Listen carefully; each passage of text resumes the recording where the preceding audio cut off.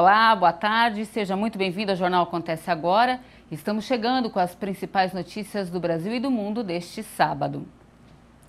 Eu abro essa edição falando de economia. A inflação oficial fechou 2020 com a maior alta dos últimos 4 anos. E o resultado foi puxado principalmente pelos reajustes nos preços dos alimentos. A pressão veio da alta nos preços dos alimentos e o resultado foi um ano com a inflação oficial acima do centro da meta, que era de 4%. O Índice Nacional de Preços ao Consumidor Amplo, o IPCA, fechou 2020 em 4,52%. Segundo o IBGE, esta foi a maior inflação anual registrada desde 2016, quando o índice ficou em 6,29%. A última pesquisa Focus do Banco Central revelou que os analistas do mercado financeiro estimavam uma inflação de 4,37% para o ano passado. Portanto, ficou um pouco acima da previsão.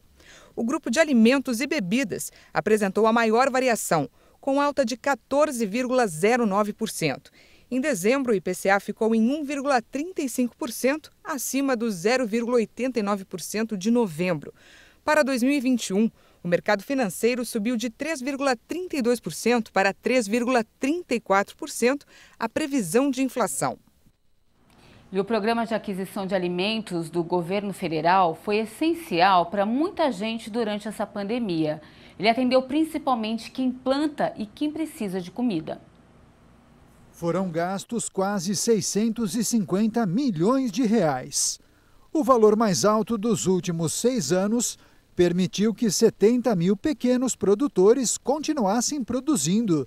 E o resultado de 150 mil toneladas de alimentos foi levado a 12 milhões e meio de pessoas, atendendo creches, escolas, asilos e famílias em situação de vulnerabilidade. Os agricultores vendem os alimentos para o governo federal por valores entre uma faixa entre um preço mínimo e o de mercado. Por meio do programa, os órgãos compram os alimentos da agricultura familiar sem necessidade de licitação. Cada unidade familiar deve obedecer o limite anual de vendas de R$ 8.000. Para as organizações fornecedoras, esse valor é de R$ 500.000, desde que respeitados os limites por unidade familiar.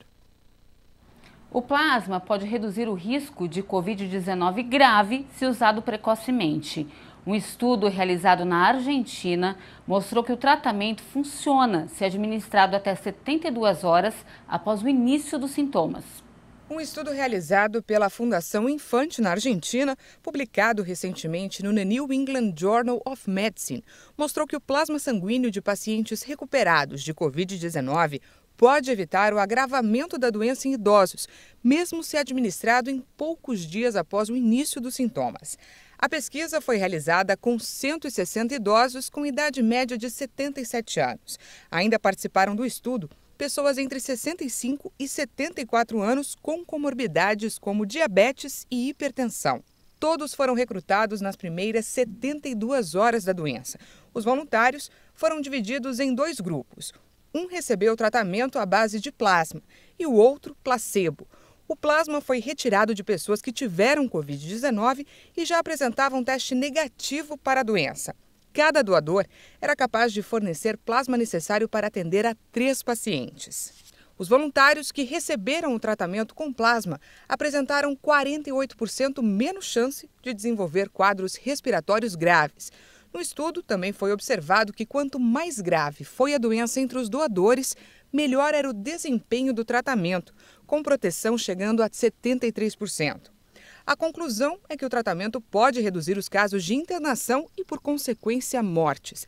A terapia é indicada principalmente para idosos e pessoas com comorbidades. A Cinemateca em São Paulo continua fechada por causa da pandemia, mas a direção do espaço já começou a preparar cursos de formação de profissionais de toda a cadeia do audiovisual. A Cinemateca tem o maior acervo cinematográfico da América Latina e o 5º do mundo. São mais de 250 mil rolos de filmes e 1 milhão de documentos com informações sobre toda a produção audiovisual produzida no país desde 1897. O acervo da instituição pode ser acessado online, até porque a Cinemateca continua fechada em razão da pandemia. Mas a direção já começou a preparar cursos de formação de profissionais de toda a cadeia do audiovisual. Na área técnica, desde fotógrafos até finalizadores. E na área artística, desde autores até diretores, passando por atores. E quando for possível, as portas serão reabertas ao público interessado na história de uma arte que está se reinventando. Agora vamos falar de esporte. Uma brasileira foi selecionada pela FIFA como um dos 7 principais árbitros encarregados de apitar as partidas do próximo Mundial de Clubes do Catar.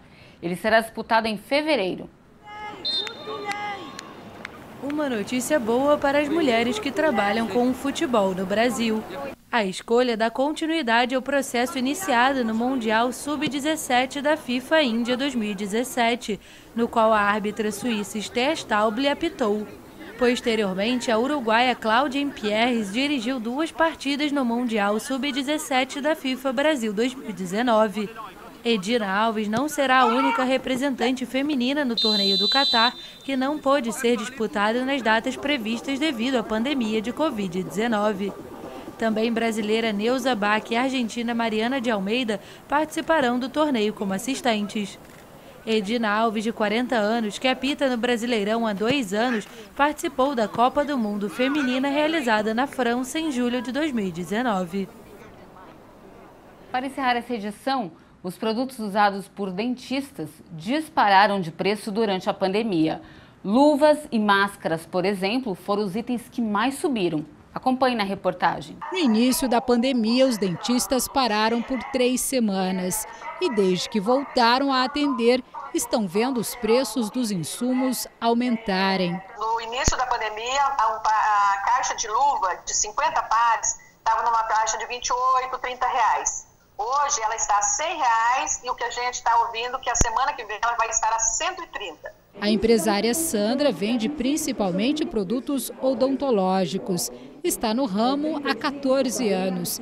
Também assustou com a diferença de preços, principalmente das luvas. Uma grande parte das indústrias de luva de procedimento fecharam por falta de mão de obra.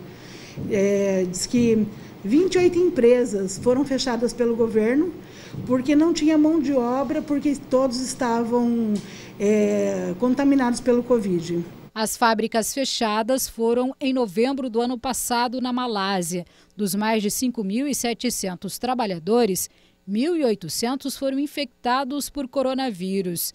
Já as máscaras são produzidas no Brasil. Uma caixa com 50 unidades no início da pandemia era vendida por R$ 15. Agora custa em média de R$ 45 a R$ 50. As máscaras, a princípio, eu acredito que foi pela demanda, né? Você estava acostumado a vender, 100 caixinhas por mês, de repente houve uma procura de 1.000. E isso foi aumentando gradativamente. Entre os produtos odontológicos que registraram aumento de preço nesta pandemia, o álcool 70 chegou a subir 30%, mas já voltou ao preço normal. Em compensação, os demais itens só registram aumento e não recuo nos preços. No serviço público, os dentistas estão atendendo apenas os casos de urgência e emergência. Na rede particular, os profissionais estão trabalhando normalmente. A maioria está absorvendo o prejuízo. Eu não repassei nada ainda, mas chega um ponto que não vai ter como, né? Mas isso é individual de cada profissional, né? Não temos mais tempo. Se você quiser rever todas as reportagens, acesse o nosso canal no YouTube. Essa edição fica por aqui. Muito obrigada pela companhia. Um ótimo fim de semana para você. E a gente se encontra na segunda edição das 10 da manhã. Até mais.